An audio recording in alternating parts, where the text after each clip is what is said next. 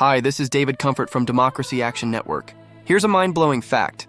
Did you know that domestic violence affects 1 in 4 women and 1 in 9 men in the United States? That's a staggering statistic that underscores the gravity of the issue. So, what's actually wild? Just recently, Donald Trump made a series of comments that seemed to trivialize this serious crime during a speech at the Museum of the Bible.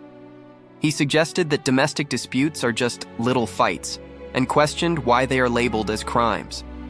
Honestly, this is crazy, but sadly not surprising coming from him. Ever notice how Trump often dances around accountability?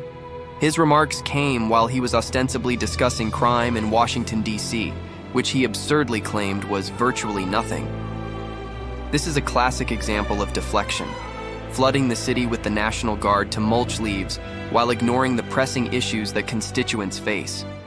It's almost as if he's painting a picture of a serene utopia while the reality is starkly different. The implications of his words are alarming. Experts and social media commentators quickly called him out. Arizona Attorney General Chris Mays reminded him that domestic violence is indeed a crime. And journalist John Harwood pointed out that Trump's comments could be seen as a green light for those who harbor anger and resentment, particularly towards women. This is a pattern we've seen before. Normalizing violence and undermining the seriousness of such issues feeds into a culture of silence and shame. What if I told you that this rhetoric is part of a broader strategy to rally his base? By minimizing domestic violence, Trump not only dismisses the suffering of countless victims, but also taps into a dangerous narrative that resonates with certain factions of his supporters. The absurdity of it all is hard to digest, especially when you consider his own history with allegations of abuse.